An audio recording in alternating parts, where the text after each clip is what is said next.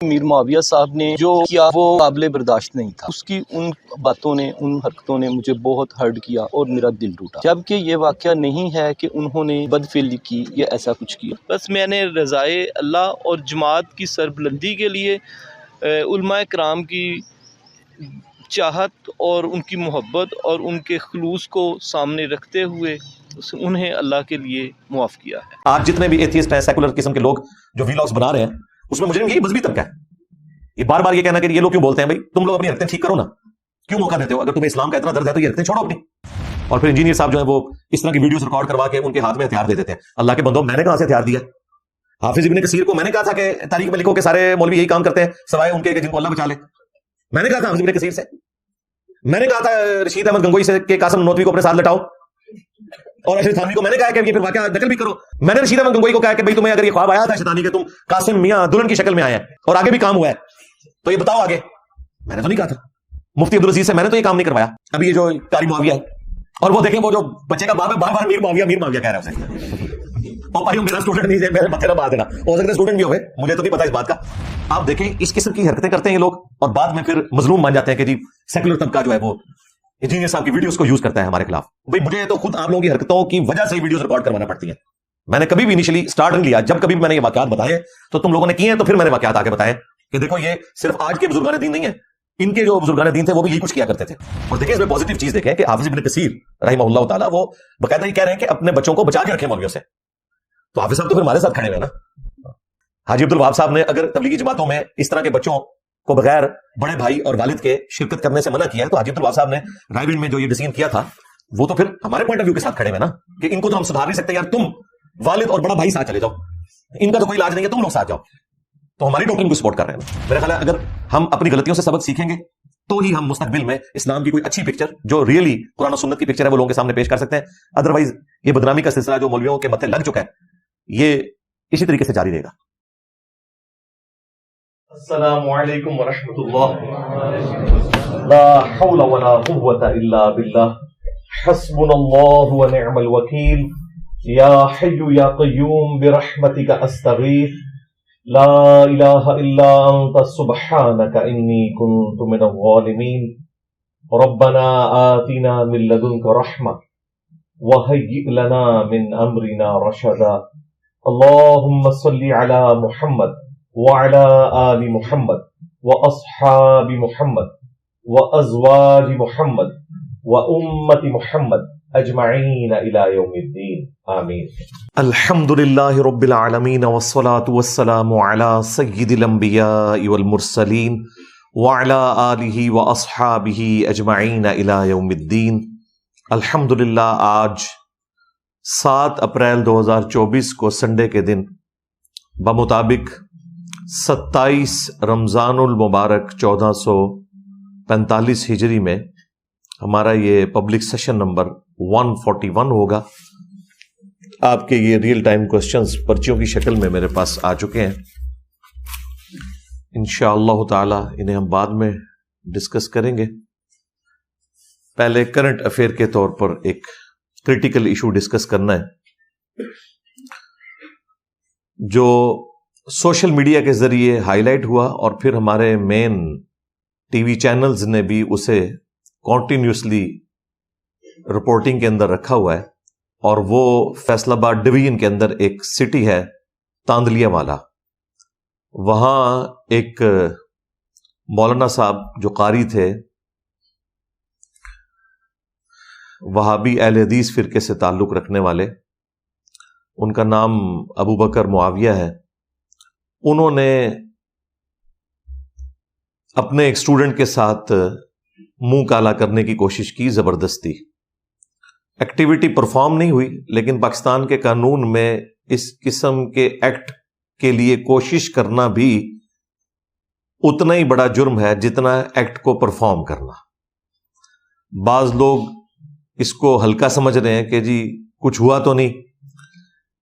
یہی وجہ ہے کہ آپ دیکھیں کہ جو وہ قاری ہے وہ بھی بڑا دلیر ہوا ہے، اور جب وہ اس جعلی صلح کے بعد چھوٹا ہے تو چھوٹنے کے بعد وہ یہ کہہ رہا ہے کہ جی انشاءاللہ ہم صحابہ کرام کی عظمت کے اوپر اور ختم نبوت کے اوپر کام کرتے رہیں گے. یعنی اگر ان دو کازز کے اندر کوئی ایک خیر والا ایلیمنٹ موجود ہے تو اس کو بھی بدنام کر دیا کہ اس طرح کے لوگ ہیں جنہوں نے ختم نبوت کے اوپر کام کرنا ہے اور عظمت صحابہ کے اوپر کام کرنا ہے. اللہ کی پناہ ایسے لوگوں سے. تو وہ بڑا کانفیڈنٹ ہے. پھر اگلے دن اس کو کسی مولوی نے پٹی پڑھائی کہ تو کانفیڈنس کے ساتھ یہ کہہ دے کہ جی میرا ڈی این اے ٹیسٹ کروا لو. اور بھائی ڈی این اے ٹیسٹ میں تو تب اس طرح کی ایکٹیویٹیز کا کوئی رزلٹ نکلتا ہے جب کوئی ایکٹیویٹی فزیکلی پرفارم ہو جائے, اور وہ بھی 72 آورز کے اندر اندر اگر نمونے لیے جائیں. تو اس کو تو آلموسٹ 8-10 دن گزر چکے ہیں, اب ڈی این اے ٹیسٹ کا ویسے کوئی فائدہ نہیں. تو ان لوگوں کی مکاریاں آپ دیکھیں, ان کا کانفیڈنس لیول اس لیے کہ انہیں پتہ ہے کہ اس میں سے کچھ نہیں نکلنا, اب تو کچھ ہو ہی نہیں سکتا. تو ایکٹیویٹی پرفارم کرنے کی کوشش کرنا بھی یہ جرم ہے پاکستان کے قانون کے اندر, جس کی بہت بڑی مثال ہمارے اپنے جہلم شہر سے آپ کو پتہ ہے. آلموسٹ 8 سے 2 سال پہلے کی بات ہے. ہمارے اکیڈمی کے ایک اسٹوڈنٹ, ان کے بیٹے کے ساتھ اس طرح ایک دیوبندی قاری نے اس طرح کی ایکٹیویٹی پرفارم کرنے کی کوشش کی. وہ ایکٹیویٹی کر نہیں سکا لیکن کوشش کی. ڈی این اے ٹیسٹ میں بھی ظاہر ہے کہ وہ چھوٹ گیا. ڈی این اے ٹیسٹ میں تو اس طرح کی کوئی ایکٹیویٹی رپورٹ ہونی نہیں تھی, لیکن چونکہ اس نے یہ ایکٹیویٹی پرفارم کرنے کی کوشش کی تھی, 7 سال کی اس سے قید ہوئی ہے. اس کے بعد چھوٹی جتنی عدالتیں ہیں ان سے اس کی ضمانت کینسل ہوئی. الٹیمیٹلی ضمانت جا کے لگی لاہور ہائی کورٹ کے راولپنڈی بینچ میں. وہاں سے بھی 3 دفعہ اس کی ضمانت ریجیکٹ ہو چکی ہوئی ہے. اب اگلی ضمانت سپریم کورٹ میں لگوانا تو بہت مشکل کام ہے. ہائی کورٹ کے بھی عام چھوٹے سے وکیل کی بھی جو فیس ہے وہ 1.5 سے 2 لاکھ روپیہ بنتی ہے, اور سپریم کورٹ میں تو 10 لاکھ سے سٹارٹ ہوتے ہیں وکیل. کوئی بھی جج اس کی ضمانت لینے کے لیے تیار نہیں ہوا, حالانکہ ایکٹیویٹی پرفارم نہیں ہوئی, کوشش کی گئی. اب وہ 7 سال اس کی زندگی کے برباد ہو گئے, اس قاری کے. اس کا اپنا ایک چھوٹا بچہ ہے, بیوی ہے, وہ بھی سننے میں آیا کہ وہ بھی ناراض ہو کے چلی گئی. ظاہر ہے ایک مسئلہ تو پھر آگے ایک بگڑ جاتا ہے. بعد والی چیزیں تو رپورٹ نہیں ہوتی ہیں میڈیا کے اندر. اگر رپورٹ ہو تو ان لوگوں کو پتا چلے کہ اس قسم کی ایکٹیویٹی پرفارم کرنے کے ساتھ جو ہمیشہ کی تکلیفیں خاندانی طور پر جڑ جاتی ہیں, جو آپ کی قبر تک آپ کے ساتھ جاتی ہیں. اب یہ ایکٹیویٹی جو پرفارم کرنے کی کوشش کی اس قاری نے,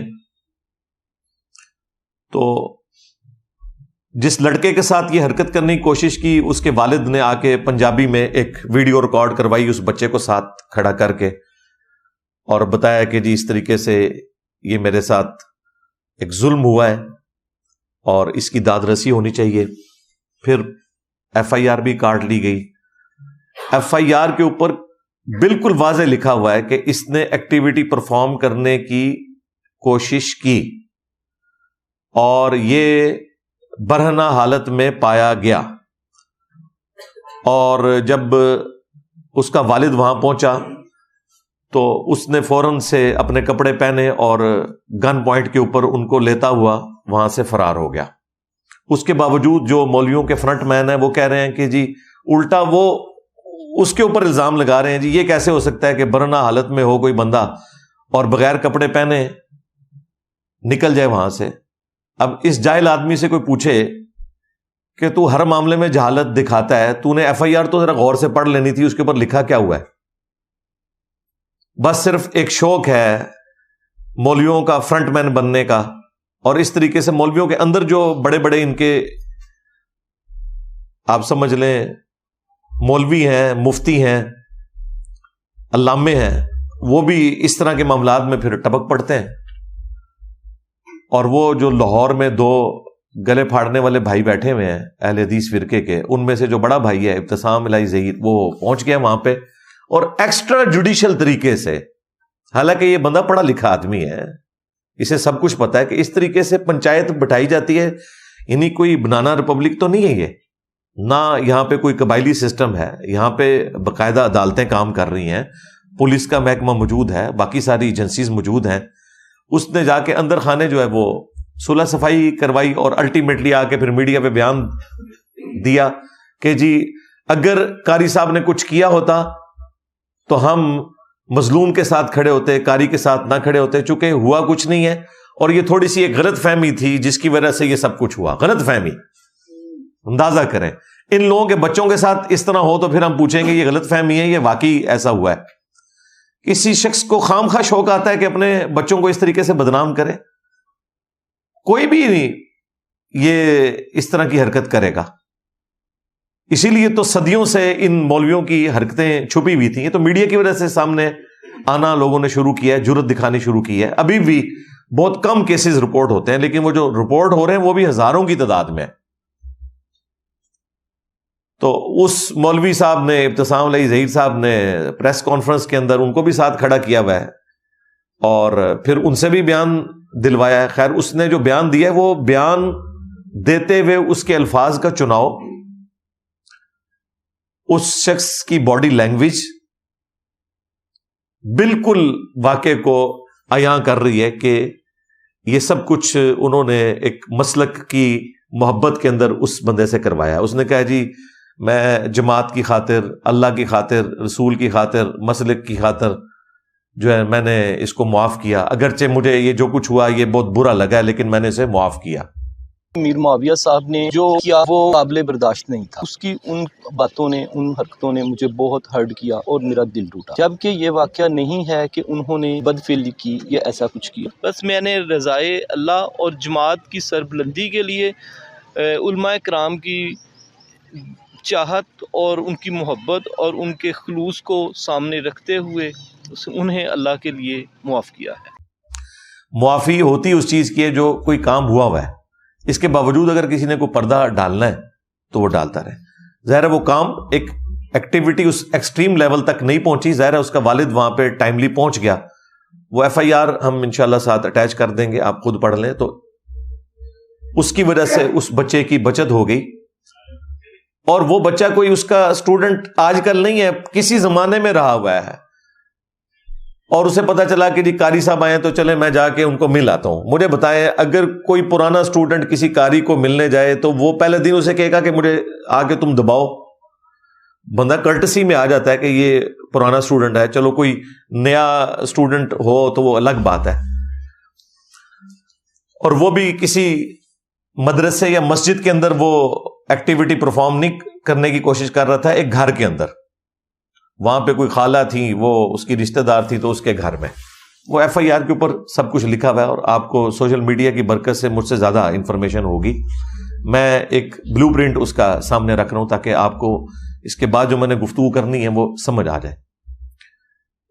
تو ابتسام صاحب اس کے بعد جب ٹاک شوز میں انہیں بلایا گیا ہے، محمد مالک صاحب نے بلایا ہے، وہاں پہ انہوں نے گفتگو کی ہے اور انہوں نے کافی اچھے کوشچن کیے. یہ کوئی سیٹسفیکٹری آنسر نہیں وہاں دے سکا،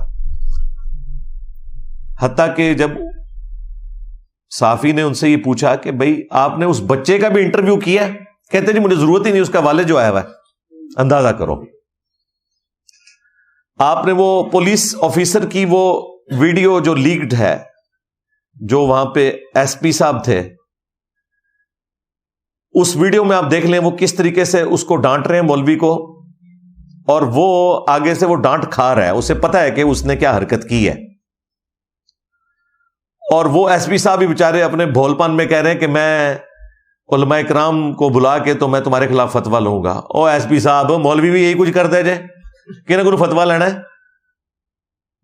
یہ سارے ایکو کچھ ہے، جن سے آپ نے فتویٰ لینا ہے انہی سے تو انہوں نے یہ ساری چیزیں سیکھی ہوئی ہیں. جو کچھ انہوں نے سیکھا ہے آگے وہ کچھ سکھا رہے ہیں گے. یہ سارے ایکو کچھ ہے.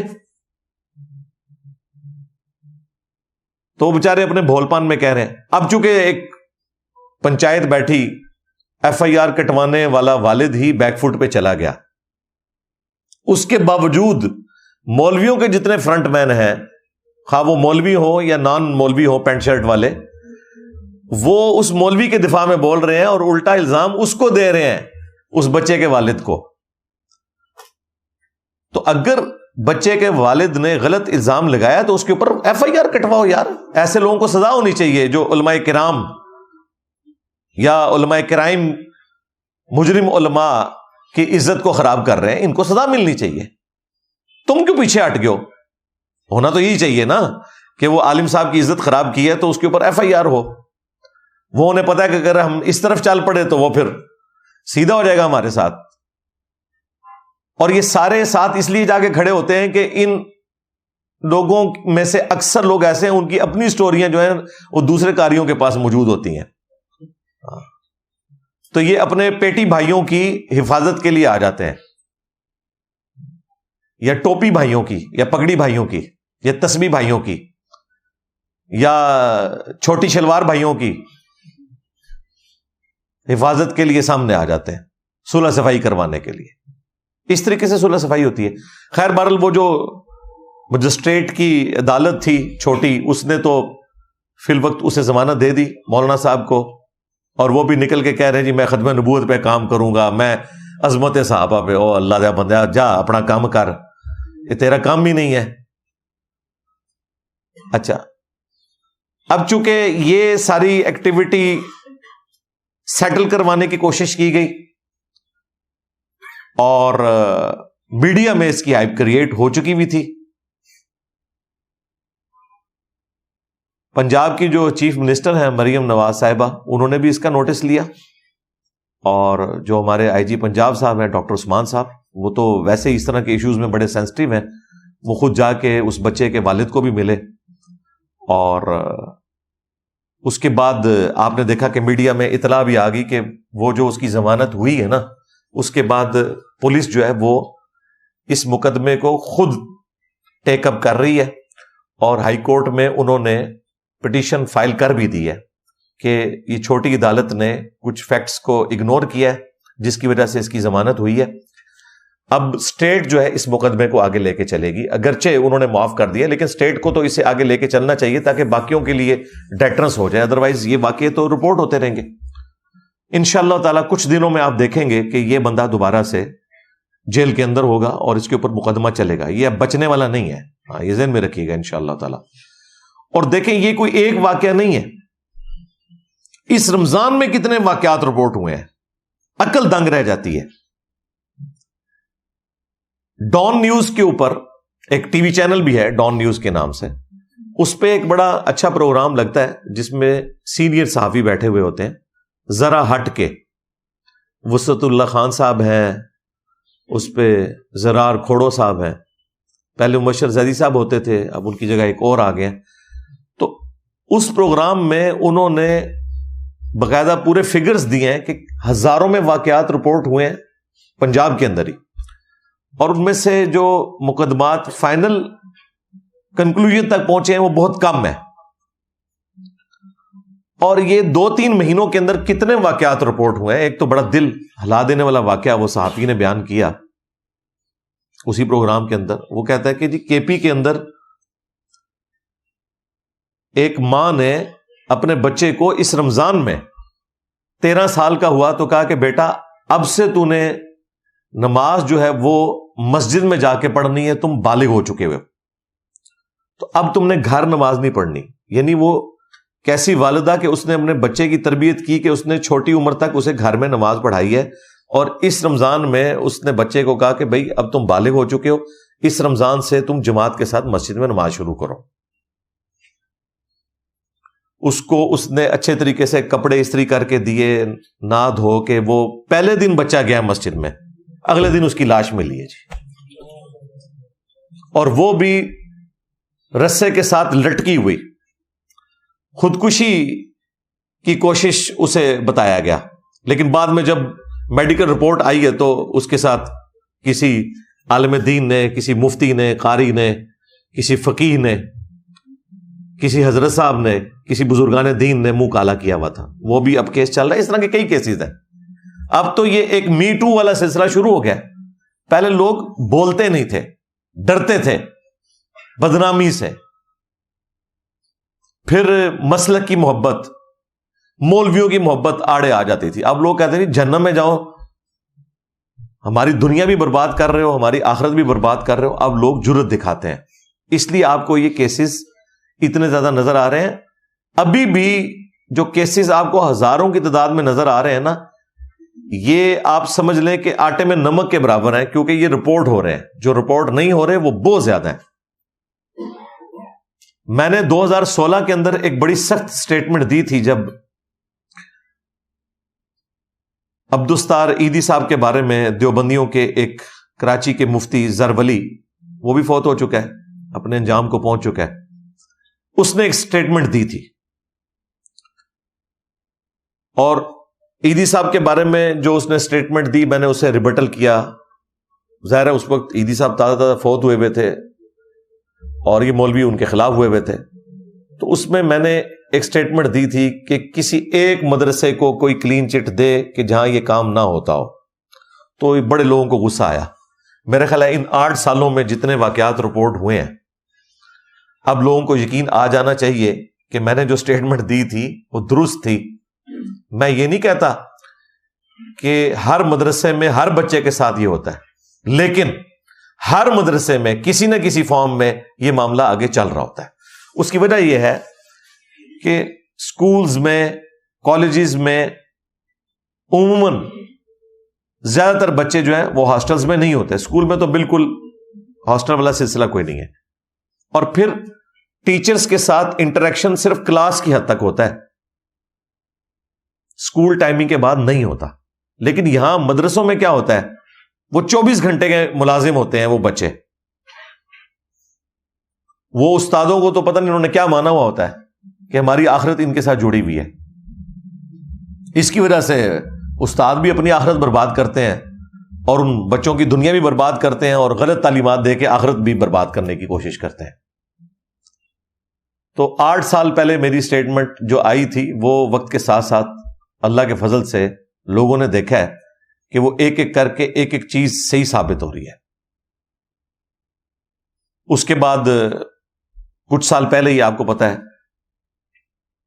मुफ्ती अब्दुल अजीज साहब का एक स्कैंडल आया था, वो भी मीडिया में हाईलाइट हुआ था। देवबंद के एक मुफ्ती और उलमा उस वक्त भी, एक पिंडी का देवबंदी मुफ्ती है बड़ा खपती किस्म का, तौरू, वो उस मुफ्ती के दिफा में आ गया और उसने कहा हमें तो मुफ्ती साहब के साथ खड़ा होना चाहिए। ये उस बच्चे ने उनसे जबरदस्ती ये काम करवाया। हालांकि वो वीडियो जो है वो आप देख लें जो कुछ हो रहा है। और उस शख्स ने अपने बुजुर्गान दीन को बचाने की खातिर कहा कि साहबे कराम से भी तो इस तरह के गुनाह हुए हैं। हुजूर अकरम सल्लल्लाहु अलैहि वसल्लम के जमाने में, पाक जमाने में, क्या ऐसे वाकयात पाक महफूज अनिल खता लोगों से नहीं हुए? एक मशहूर आलिम दीन है और उसकी सारी चीजें, हालात, वाकयात सुबह शाम मुफ्ती साहब के हमारे ऊपर वाज़ेह हैं, और उनको नशे में, चाय में नशा दिया गया। वीडियो के अंदर साफ मौजूद है कि वो उसकी हरकतें बेकसद हैं। हमको उनके साथ देना चाहिए। देखो, यानी किसी कोई सही हदीस तो छोड़ दें, किसी ज़ईफ रवायत में बताएं कि सहाबा कराम ने ये वाला काम किया हो जो मदरसे में मौलवी जो हैं वो बच्चों के साथ करते हैं। लेकिन आपको पता है वो पंजाबी में एक मुहावरा है कि जदू बांदरी दे पैर सड़दे ने ना तो वो अपने बच्चे पैर थले देंदी है। यानी बंदरिया के जब पांव जलने लगे ना तो वो अपनी जान बचाने की खातिर अपने बच्चों को पांव के नीचे ले लेती है। ये मौलवी भी यही करते हैं। जब इनके अपने घर तक आग पहुंचती है, फिर ना इन्हें अजमत सहाबा का कोई लेना देना होता है, ना और किसी हस्ती का जो सबके लिए काबिल एहतराम हो। फिर ये कहते हैं नहीं, सबसे पहले तो हम अपने बुजुर्गों को बचाएंगे। ये इन लोगों की हालत है। और फिर उसी वक्त फिर वो आपको पता है वो कराची के एक मुफ्ती साहब वो भी सामने आ गए कि जी सेकुलर्स को मौका मिल गया है ये करने का। भाई मौका आप लोग प्रोवाइड करते हैं ना करें ना। हम कहते हैं इस किस्म की एक्टिविटी खा वो मदारिस में हो या किसी रियासती इदारे के हॉस्टल में हो या किसी यूनिवर्सिटी के हॉस्टल में हो, उसे कंडेम करना चाहिए। लेकिन चूंकि आप लोग दीन के ठेकेदार बने हुए, आप लोग دنیا اور آخرت میں ان کے امام ہونے کے دعوے دار ہیں، لہذا آپ کے اوپر زیادہ امتحان ہے اس حوالے سے، اور آپ اگر کوئی غلط کام کریں گے تو آپ کا غلط کام زیادہ ہائی لائٹ ہوگا، کیونکہ آپ لوگ تو دین کے پلیٹ فارم کے اوپر بیٹھے ہوئے ہیں۔ باقی لوگوں کو تو کوئی بینیفٹ آف ڈاؤٹ دنیا دار لوگ دینے کے لیے تیار ہو جائیں گے، لیکن آپ لوگوں کو نہیں ہوں گے۔ اور یہ صدیوں سے سلسلہ ان مدارس کا چل رہا ہے۔ 800 سے 700 سال پہلے حافظ ابن کثیر، جنہوں نے تفسیر ابن کثیر لکھی اور تاریخ ابن کثیر بھی ہے ان کی، 774 ہجری میں وہ فوت ہوئے ہیں۔ آج 1445 ہجری ہے، 7 اپریل 2024 اور 27 رمضان المبارک۔ میں 700 سال پہلے کی بات کر رہا ہوں۔ حافظ ابن کثیر تاریخ میں لکھ رہے ہیں کہ یہ جو مولویوں کا جو منہ کالا کرنے والا عمل ہے نا، یہ ایسا کبھی فعل ہے کہ انہوں نے کہا کہ کوئی مفتی، کوئی عالم، کوئی فقیہ، کوئی حکومتی عہدیدار، کوئی جج اس کام سے محفوظ نہیں ہے سوائے اس کے کہ جسے اللہ تعالی بچا لے۔ تو انہوں نے سارے علماء کا لکھا، فقیہ اور حافظ ابن کثیر نے کوئی میری ویڈیو نہیں دیکھی تھی عبدالستار عیدی صاحب والی کے، وہ 700 سال پہلے لکھ گئے۔ پھر اینڈ پہ انہوں نے جا کے لکھا کہ اپنے بچوں کو ان علماء کرام کی پہنچ سے دور رکھیں، خصوصاً سفر کے اندر۔ یہ رائے ونڈ میں اتنے واقعات رپورٹ ہوتے تھے۔ حاجی عبد الوہاب صاحب رحمہ اللہ تعالی، انہوں نے پھر پابندی لگا دی کہ کوئی بھی چھوٹا بچہ اپنے والد یا بڑے بھائی کے بغیر کسی تبلیغی جماعت میں سفر نہیں کرے گا۔ تب انہوں نے اس ایشو کو ایڈریس کیا اور اپنی غلطیوں کو خود ایڈریس کرنے کی ضرورت ہے۔ ادروائز اگر آپ یہ کہیں گے جی اس سے اسلام کی بدنامی ہو رہی ہے، جی پاکستان کی بدنامی ہو رہی ہے، تو نہ کرو نا اس طرح کے کام یار۔ تم سے تو گورے بہتر ہیں۔ انہوں نے سپاٹ لائٹ فلم بنا دی، ویٹیکن سٹی سمجھ لیں جس طرح ہمارے لیے خانہ کعبہ شریف ہے، جہاں ان کا پوپ بیٹھتا ہے، وہاں جو کچھ ننز کے ساتھ ہوا، جو وہاں خدمت گزار لڑکوں کے ساتھ ہوا، پادریوں نے کیا، پوری انہوں نے ویڈیوز رکھی ہوئی ہیں یوٹیوب کے اوپر، جا کے دیکھیں، ڈاکومنٹریز بھی ہیں، ویڈیوز بھی بنی ہوئی ہیں۔ انہوں نے کوئی آر محسوس نہیں کیا۔ انہوں نے کہا ایک غلط ہے، ایک شخص کے ساتھ زیادتی ہو رہی ہے، ہم اسے ہائی لائٹ کریں گے۔ پریکٹیکلی تعداد کے اعتبار سے تو سب سے بڑا دنیا میں ریلیجن اس وقت کرسچینٹی ہے نا، تو ان کو تو کوئی فرق نہیں پڑا۔ اور بھائی آپ نے خود اپنے گھر کی صفائی کرنی ہے، اس سے آپ کے ریلیجن کو ہی فائدہ ہوگا، نہ کہ یہ کہ جی پردہ ڈالو جی۔ اور پردہ تو اس وقت ڈالیں گے نا جب کوئی کام بند کمرے میں ہو گیا اور کسی کو پتہ نہیں چلا۔ جب پتہ چل گیا، پھر عدالت میں رپورٹ ہو گیا، تو اب اسے سزا دی جائے گی اور اعلانیہ سزا ہوگی۔ سورہ النور کے اندر آیا ہے کہ اعلانیہ سزا دی جائے تاکہ باقیوں کے لیے ڈیٹرنس ہو جائے۔ آپ کے پڑوسی ملک افغانستان میں یہ کام بہت زیادہ ہے۔ اب جب سے یہ طالبان کی حکومت آئی ہے، ہمیں ان سے لاکھ اختلاف، جو انہوں نے عورتوں کی تعلیم کے اوپر پابندی لگائی، اہل حدیث کے لیے انہوں نے زندگی تنگ کی ہوئی ہے وہاں پہ، اہل تشیع کے لیے، اس کے باوجود اس حوالے سے جو ان کی کورٹس ہیں بڑا اچھا پرفارم کر رہی ہیں، سزائیں دے رہے ہیں وہ۔ اس کے باوجود ان کی اپنے حکومت میں کتنے لوگ ہیں جو ان کاموں میں انوالو ہیں، ان کی ویڈیوز بھی رکھی ہوئی ہیں۔ لیکن بہرحال سزائیں ہو رہی ہیں، وقت کے ساتھ ایشو ایڈریس ہو جائے گا انشاءاللہ تعالی۔ سزا ہوگی تو پھر باقی لوگوں کے لیے عبرت والا معاملہ ہوگا۔ تو یہ حافظ ابن کثیر نے جو کچھ لکھا، یہ میرے کہنے پہ نہیں لکھا۔ پھر آج سے 150 سال پہلے میں نے آپ کو کئی بار وہ واقعہ سنایا ہے، میاں دیوبند مدرسے کے بانی قاسم نانوتوی صاحب، جنہوں نے مدرسہ دیوبند بنایا ہے، اور ان کے پیر و مرشد استاد رشید احمد گنگوئی صاحب، اور ان دونوں کا جو یہ سکینڈل ہے، وہ تو خیر اسے روحانی واقعہ بتا رہے ہیں، ہم اسے سکینڈل کہہ رہے ہیں نا، یہ اشرف تھانوی صاحب نے لکھا ہے۔ حکایات اولیاء کے نام سے. طارق جمیل صاحب نے جب میرا کلپ دیکھا نا تو انہوں نے مجھے کال کی, مجھے کہتے یار واقعی یہ لکھا ہوا ہے.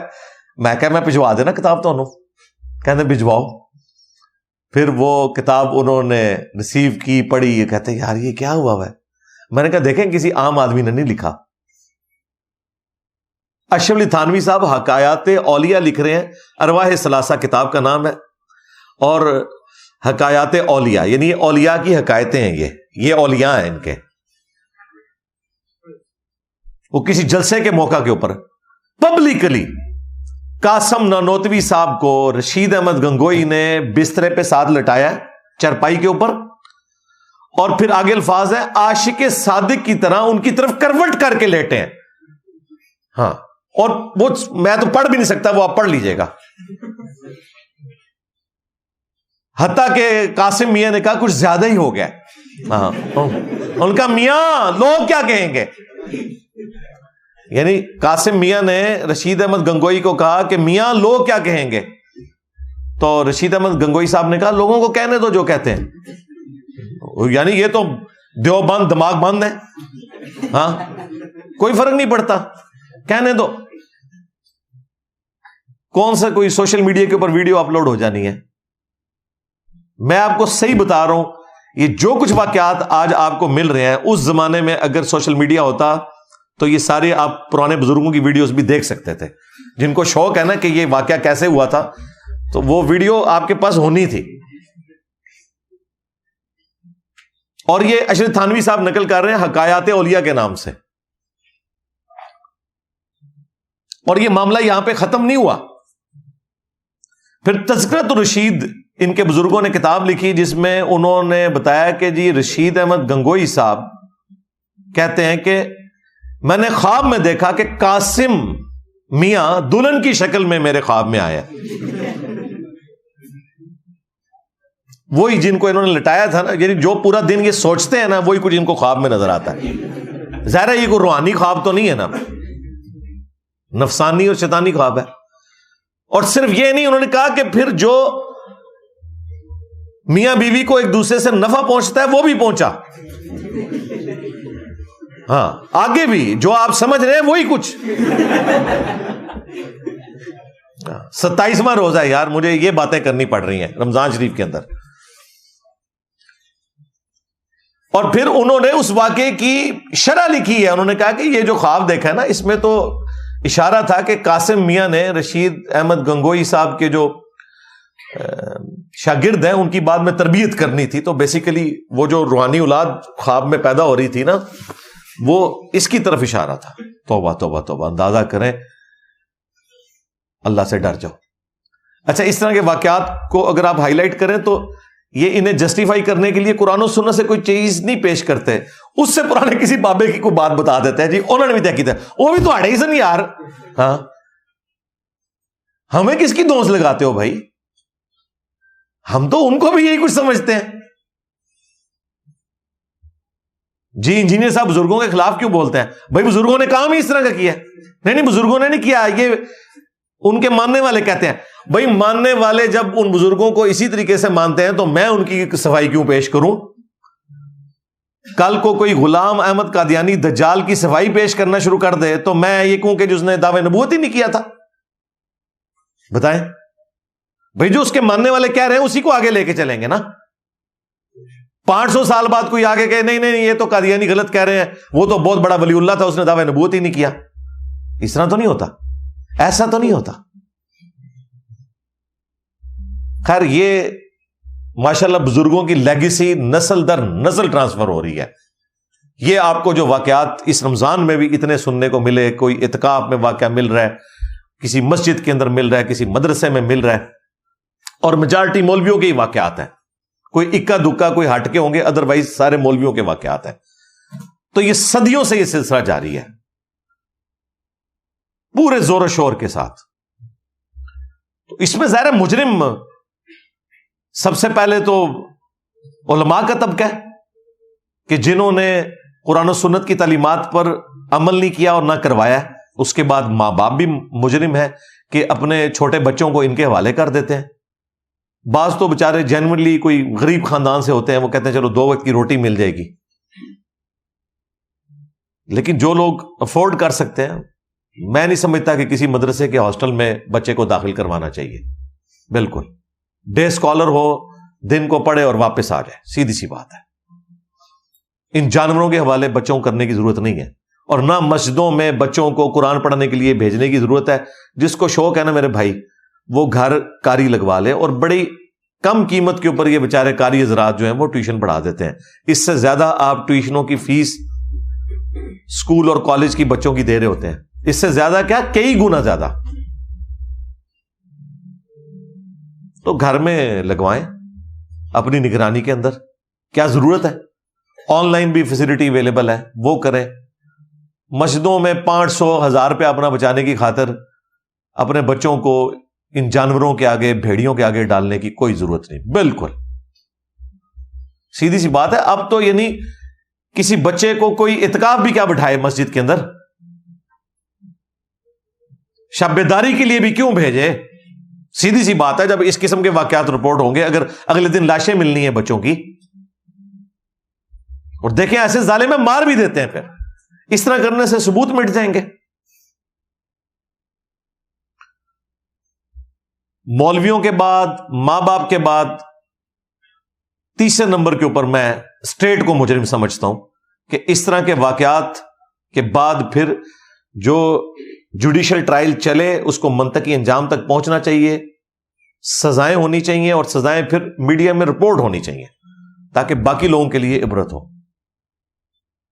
ابھی ہم ان ریاستی اداروں کے جب بڑوں سے بات کرتے ہیں کہ جی آپ لوگ میڈیا میں کیوں نہیں ان کی سزائیں بتاتے، تو وہ کہتے ہیں جی ہم ڈرتے ہیں پھر وہ یہ روڈز بلاک کر دیں گے، یہ کر دیں گے، وہ کر دیں گے. اس وجہ سے سزائیں تو ہو رہی ہوتی ہیں.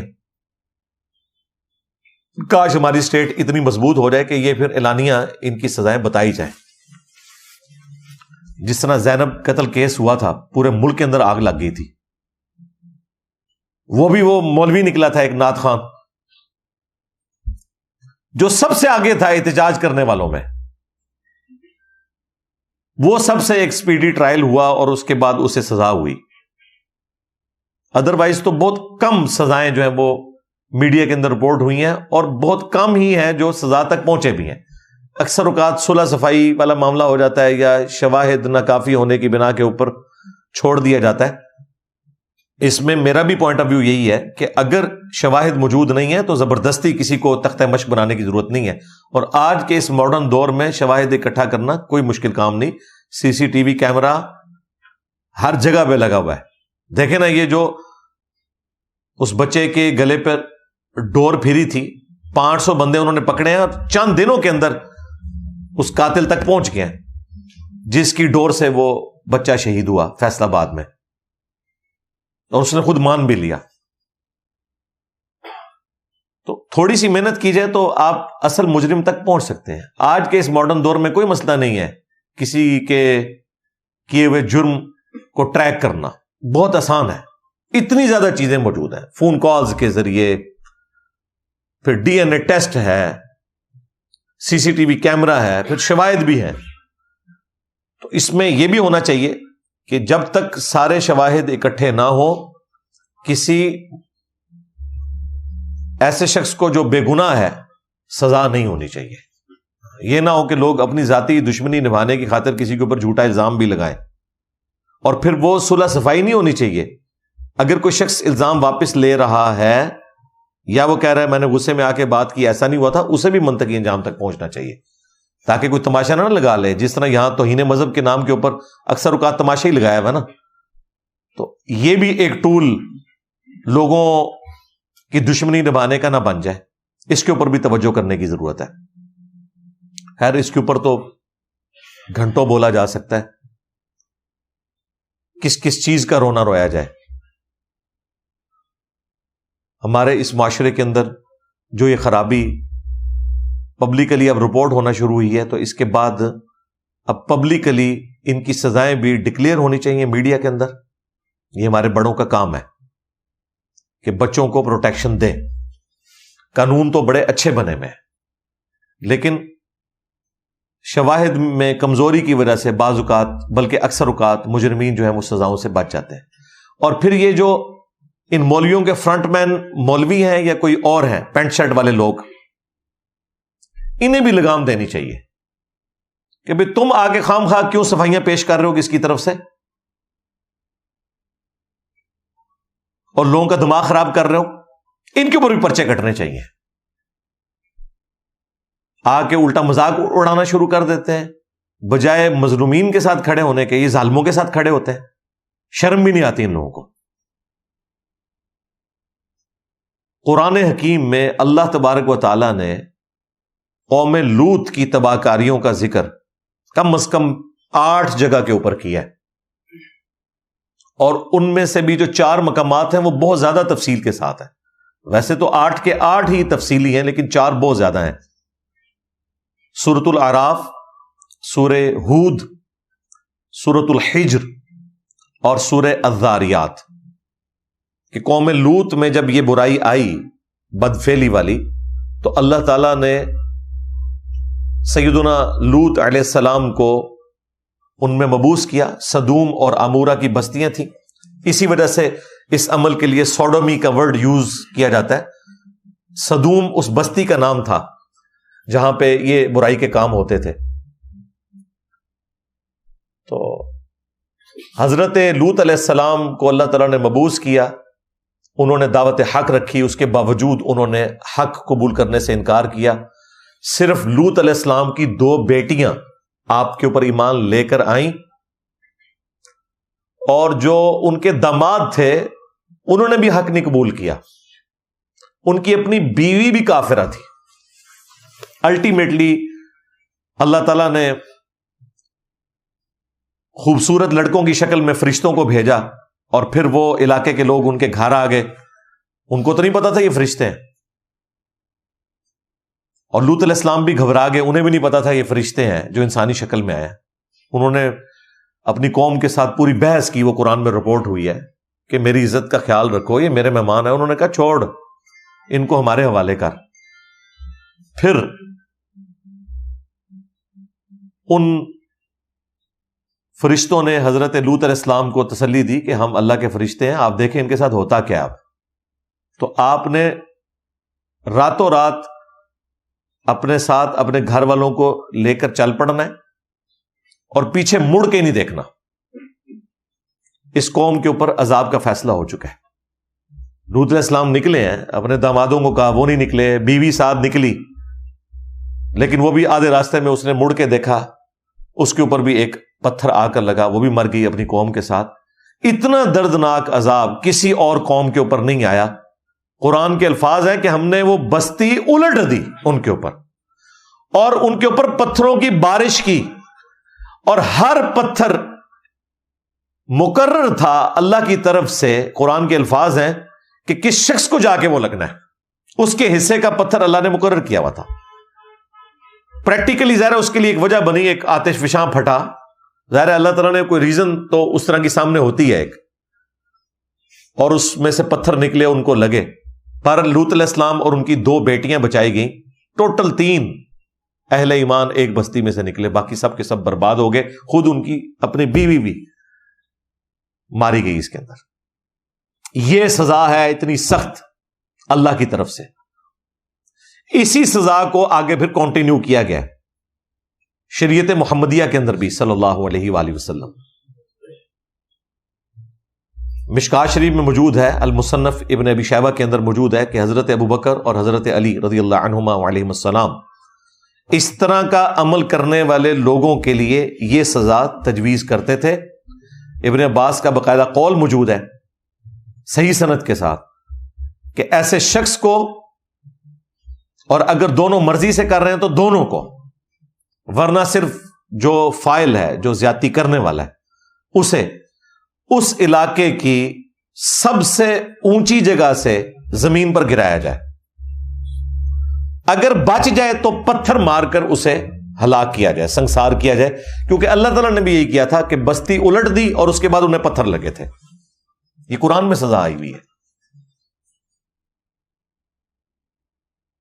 تو اس طرح کے جتنے واقعات رپورٹ ہوتے ہیں میں نے مفتی عزیز کے لیے کہا تھا کہ مینار پاکستان سے اسے نیچے گرانا چاہیے کیونکہ سب سے اونچی جگہ وہی ہے وہاں پہ، اور زندہ بچ جائے تو پتھروں سے ہلاک کیا جائے۔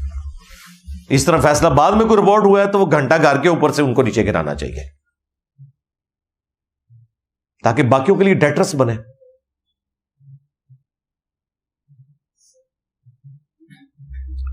پھر احادیث کے اندر جس شد و مت کے ساتھ اس کی مذمت آئی ہے، جامعہ ترمذی میں حدیث ہے، نبی علیہ السلام نے فرمایا کہ اس طرح کا جو عمل کرنے والے فاعل اور مفعول بشرطے کہ دونوں بالرضا کر رہے ہوں، ان دونوں کو قتل کر دو۔ اور اسی حدیث کے اندر ایک اور حدیث امام ترمذی نے نقل کی ہے کہ یہ دونوں ملعون ہیں، اللہ کی لعنت کے مستحق ہیں۔ یہ ساری حدیثیں آپ کو جامعہ ترمذی کی، ابو داؤد کی، ابن ماجہ کی، مشکات شریف میں بھی مل جائیں گی دوسری جلد کے اندر۔ پھر ترمذی کے اندر ایک اور حدیث ہے کہ نبی علیہ السلام نے فرمایا کہ قوم لوط کا عمل کرنے والے لوگ قیامت کے دن اللہ تعالیٰ کی رحمت سے محروم ہوں گے، اللہ تعالیٰ ان کی طرف نظر رحمت بھی نہیں فرمائے گا۔ اور پھر جامعہ ترمذی کے اندر حدیث ہے کہ نبی علیہ السلام نے فرمایا کہ لعنت ہے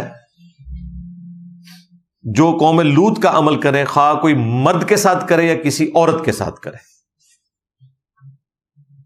یعنی یہ عمل کوئی شخص اپنی بیوی کے ساتھ بھی کرے تو وہ بھی حرام ہے۔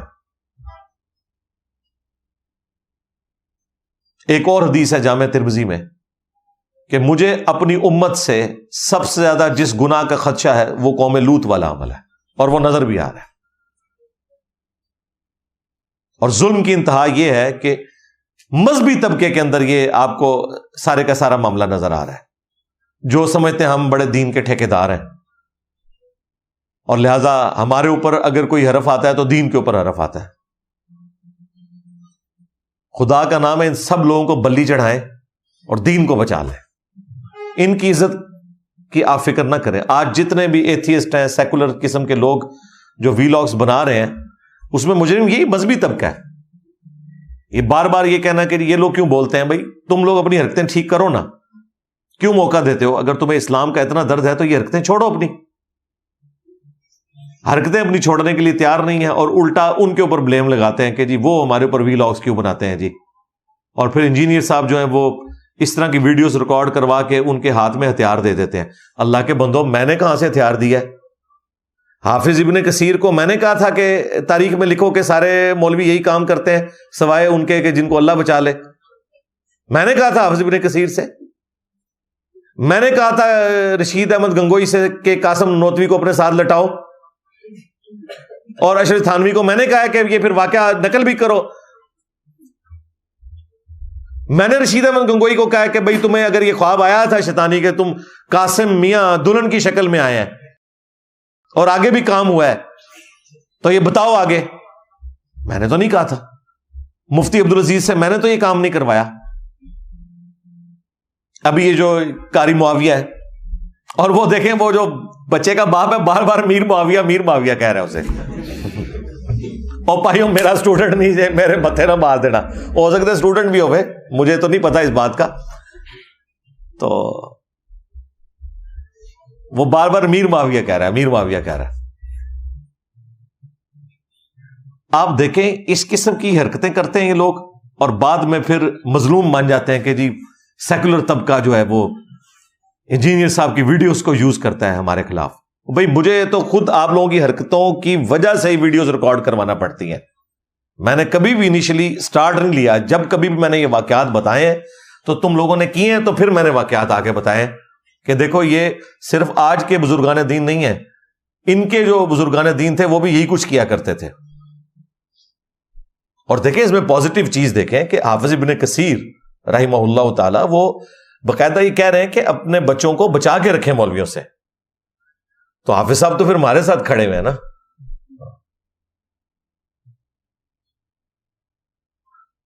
حاجی عبد الوہاب صاحب نے اگر تبلیغی جماعتوں میں اس طرح کے بچوں کو بغیر بڑے بھائی اور والد کے شرکت کرنے سے منع کیا ہے، تو حاجی عبد الوہاب صاحب نے رائے ونڈ میں جو یہ ڈیسیژن کیا تھا وہ تو پھر ہمارے پوائنٹ آف ویو کے ساتھ کھڑے ہوئے نا، کہ ان کو تو ہم سدھار نہیں سکتے، یار تم والد اور بڑا بھائی ساتھ چلے جاؤ, ان کا تو کوئی علاج نہیں ہے, تم لوگ ساتھ جاؤ, تو ہماری ڈاکٹرین کو سپورٹ کر رہے ہیں نا. تو اس میں برا منانے والی کوئی بات نہیں ہے. میرا خیال ہے اگر ہم اپنی غلطیوں سے سبق سیکھیں گے تو ہی ہم مستقبل میں اسلام کی کوئی اچھی پکچر جو ریئلی قرآن و سنت کی پکچر ہے وہ لوگوں کے سامنے پیش کر سکتے ہیں. ادروائز یہ بدنامی کا سلسلہ جو مولویوں کے متھے لگ چکا ہے یہ اسی طریقے سے جاری رہے گا. اللہ تعالیٰ ہمارے بچوں کو, ہماری آنے والی نسلوں کو اس قسم کے گناہ کے کاموں سے, اور ہمارے بزرگان دین کو بھی جو بعد میں بھی آنے والے ہیں, اولیاء اللہ اور علماء کرام اور فقیہ حضرات اور مفتیاء, ان سب کو بھی اس طرح کے گناہوں سے محفوظ رکھے. آمین. صلو علی محمد وآل محمد. اللہم صلی علی محمد وعلی آل محمد واصحاب محمد وازواج محمد وامت محمد اجمعین الی یوم الدین.